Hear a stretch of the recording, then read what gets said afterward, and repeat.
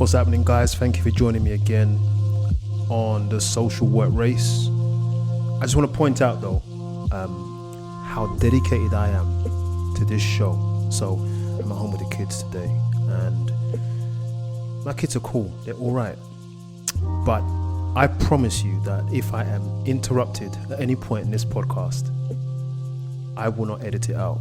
So you may or may not pick up that there is a cartoon playing in the background. That's how dedicated we are to this podcast. Thank you for listening. Thank you for joining.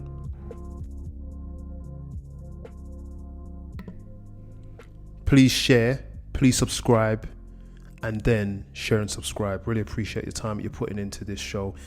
I am learning so much from reading the news. I listen to TikTok a lot. And the people that I work with, seriously, if you are ever considering going into social care or being on the front line, this is the podcast for you. And if you want to join the conversation, let me know. You can contact me on Instagram as the Social Work Race or TikTok. Let me know. Thank you for listening again. This topic today, austerity. Wow. And I'm surprised I haven't done this topic yet. I really am, because it has been, and it should have been on the tip of my tongue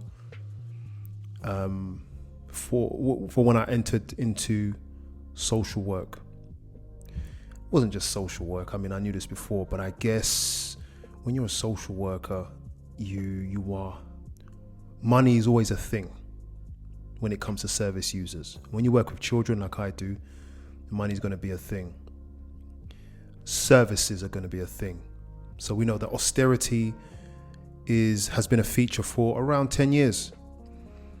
When we had that collaboration with between the Conservatives and the Liberal Democrats, we had austerity, we had cuts, and cuts were always going to be a thing because we were a high spending nation and we couldn't keep it up. We are a country of debt.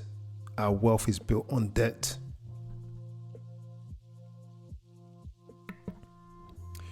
And the question is, if we are borrowing at the rate we are, how can we keep up the payments? And how strong will our pound be, and inflation, the impacts and so forth? Some of you may not understand all of that, but it's really important, especially now, to understand the power and impact of austerity and cuts. And so the title of this show is Austerity in Your Borough Will Drive You Mad. It will. Listen to this. I've been through the financial crash. I've been through COVID, which was mitigated by some of the measures the Chancellor put in place. This is the worst. Where we are right now, this is the worst. When I'm reading messages from people telling me that, money prioritisation used to be, do I go to the hairdressers, or do I go to the pub and have a takeaway? Now it's about, I'm prioritising feeding my children over feeding myself. That is simply not tenable in our society. And there is absolute panic, and it has not started yet. The big drive here is fuel and energy prices. Well, people know about the price at the pumps, but we have to look at the fact on the 1st of April, energy bills are going to go up 54%. That's catastrophic. That's £700 a year. We are now 7 weeks through the 26-week period of the assessment for the October price cap. And that 7 weeks has been unprecedented at the level of wholesale energy prices, which is what sets that energy price. Now, even on a very conservative estimate, that means in October we're going up another 25%. And while it doesn't sound as big, that's on top of the 54%. So that's at least another £600 a year in October.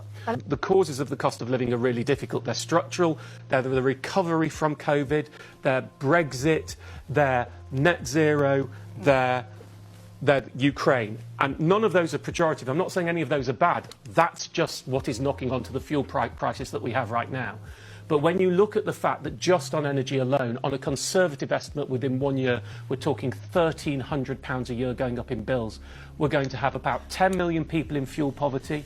We have a real absolute, not relative, poverty issue going to come in the UK, with food banks oversubscribed, with debt crisis agencies do not have any tools. And I need to say, with the Chancellor coming on in a moment, if you forgive me, as the money-saving expert who's been known for this, I am virtually out of tools to help people now. It's not something money management can fix. It's not something for those on the lowest incomes telling them to cut their belts will work. We need political intervention. Oh yeah. Oh yeah. You heard it from the pro, the expert, Martin Lewis. He's been a soldier for a long time, an advocate and a resource provider. Our kind of soft economic analyst. Got tongue twisted there. He's our soft economic analyst. He's got his finger on the pulse of where we are economically as both people and as a country. A really strong advocate for the poor. And I'm just read a comment. If it says, when Martin Lewis has no clue, then we should start panicking. And I think being on this front line now, I'm going to take you for a few stats, and then I'm going to take you down a path of understanding what it means to work with austerity. I really want you to get this, because anyone entering the field or anyone in the field will find out or knows that doing what we do with the constraints that we have is impossible. It's actually, can I say, it's about 90% impossible, which means that we have a 10% success rate for what we can really do. And what does that mean? I mean, that's really a flippant stat, but that's what it feels like. Let me give you some. I want to read you through something I've got here from The Guardian. Yes, I'm happy to accept this cookie. There we go. Austerity in England. This is a 2021 article. Austerity in England is linked to more than 50,000 extra deaths in 5 years. Works out to roughly, of course, 10 a year. Austerity cuts to the NHS, public health and social care have killed tens of thousands more people in England than expected, according to the largest study of its kind. Do you get this? I obviously will not read the whole article, but you can just Google that easily. That's a lot of people, 10,000 a year. That was at the previous rate, before lockdown, before Ukraine, and that's just before the projections, which are going to be worse. This was up to 2021. And you just heard Martin Lewis talk about what is coming. I hate to give you the gloomy news, but this is current. So you know that in healthcare and in social services, obviously there are cuts, and the cuts are, as the article puts it, is killing people. A lot of deaths. And in that, you can bet that people will also have a lower quality of life, and diagnoses, not in just health, but mental health and children's mental health, will be lost or missed. They will not be diagnosed for the support that we're trying to give. They will slip through the cracks, which are increasing and becoming wider. That's what is happening right now in this. I'm not trying to scare you off. We need you social workers. We need you nurses. We need all of the mental health workers. We need you more now than ever. But can I be a voice? Can I be a voice? And let's go a little bit further. Looking at Scotland, the voice of Scotland's vibrant voluntary sector, TFN, .scot. Poverty kills 400 Scottish children every year. That's it. Poverty and inequality plays a pivotal role in the deaths of around 400 Scottish children. Scotland's not a big country. That's 400 children a year.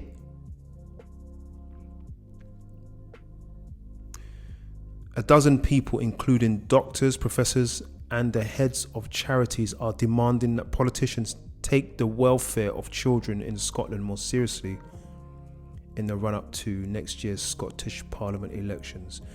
This was in 2015, by the way.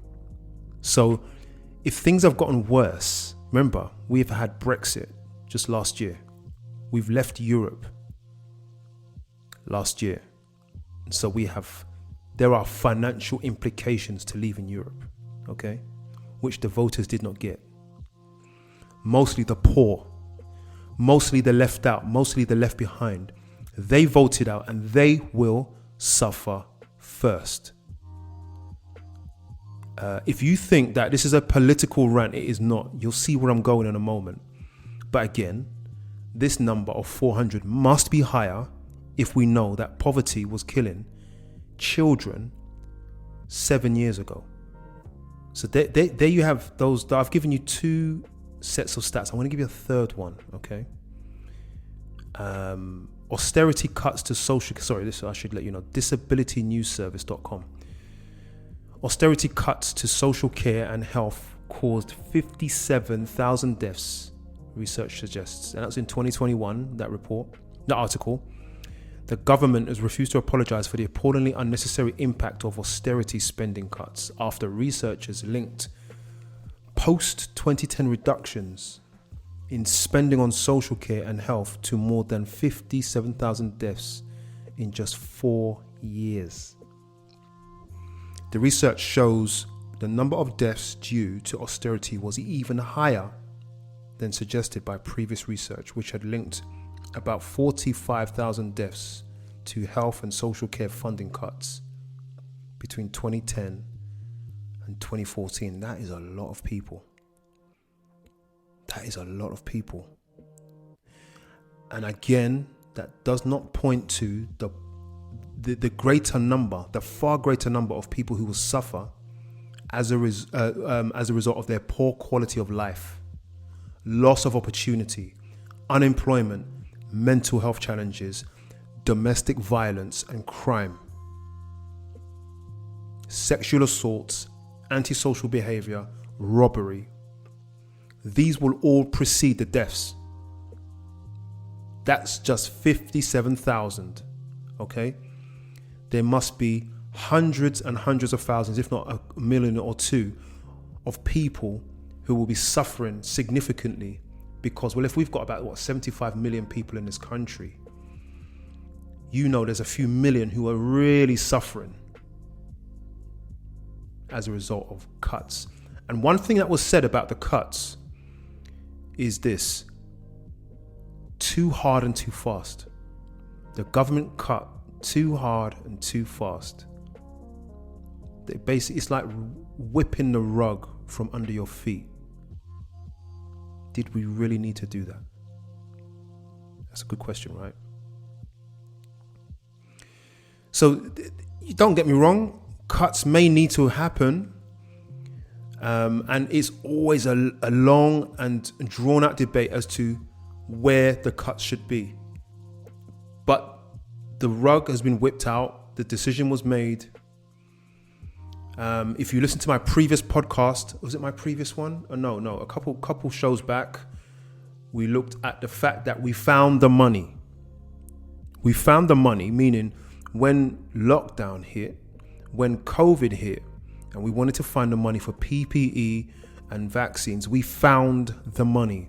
And as a result of the fast and hard spend, we ended up writing off not 5 billion, not 6 billion, 7, 8, no, nearly 9 billion gone in the bin through poor decision making. 9 billion. We have the ability to provide services even though we are a country of debt. We can find the money to fund what we need to if we really want to. And that's my point there. Now, listen. I'm going to take you through what it is, on my job as a social worker working for the adolescent team, the multi-agency safety team. Some people will, there are some thoughts out there that everybody needs to work harder. we cannot rely on benefits and handouts from the state. And it's true. But the state has a responsibility to look after people who are disadvantaged. And who are disadvantaged, we really want to debate that too. So it's all a really complex debate sometimes. But again, 57,000 people dying, not to mention the quality of life. I think that we can look at this a bit differently. But here we go. This is my thing. If you are entering the field, I want you to understand that it is really challenging to work, and it doesn't matter what local authority you are with, you are going to feel it. Now, some local authorities, quote unquote, do better than others or have more than others, but the problem is still there. I think the majority of local authorities, and wherever you work in the UK, you will struggle because of austerity in some capacity. In my team, it is a real struggle, because what we are looking at is when you're trying to help a family, they're going to need therapy. If you want to avert future generations falling into the same cycle of behavior as their parents or their families as a whole, you're going to need key services and key individuals to avert that. And that is what to bring them in would be an investment. It's like planting a seed in the ground. You expect a tree soon that will bear fruit. And it's fair to say that when you whip the rug out, when you say, well, there are going to be no more seeds this year, you can expect that tomorrow there's going to be a famine. And that's what we're seeing. So in reality, you will struggle because you are going to want or need or can identify, even as a social worker, services that are essential, that you know are essential for your family or child. But we are unable to fund it. That's one of the big frustrations in this job. And what you will see, what you will see is that austerity, in fact, let me take it from here. Above me, there are a series of managers, and the higher you climb is the more different the job is.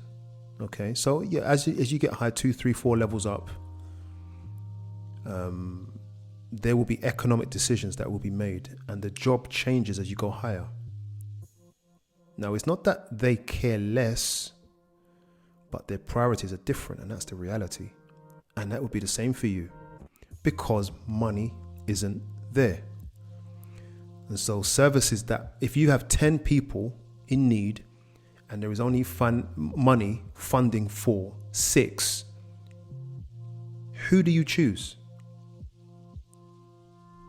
And as a social worker, sometimes you have to fight for a service. And we can look up the higher echelons or the higher hierarchies of management, and we can have a lot of problems and feel a lot of disdain towards them for the decisions that they make. But the reality is that they have to make a decision.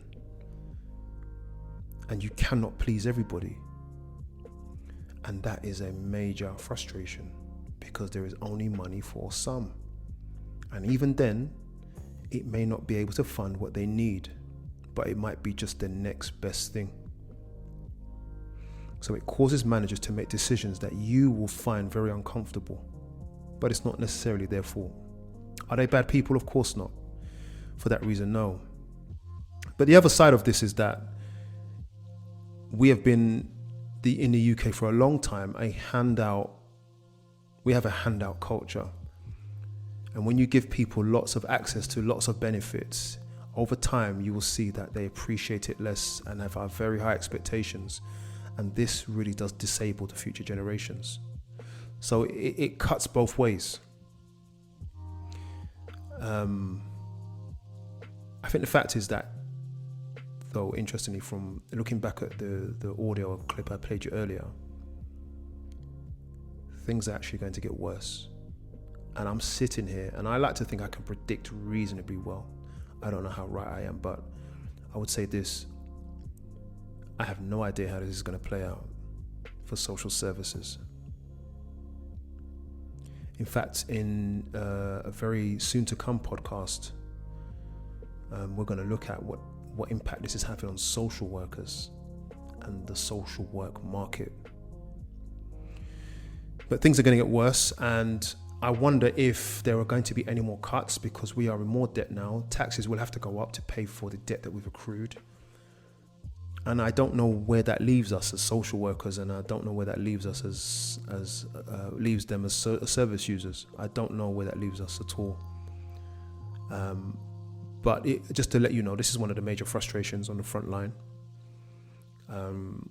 Again, we are short-staffed, and sometimes service users get really angry with us because they want the support, but we've had to take sometimes, like for example, I might have to take a break, and that break was at a time where the family needed me the most.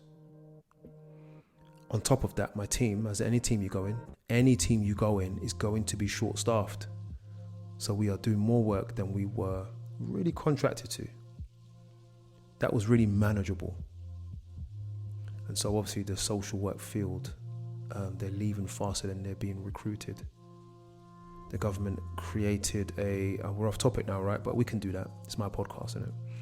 The government have created 2 or 3 programs for people to be qualified at social work level in a shorter space of time, and they were paying for it.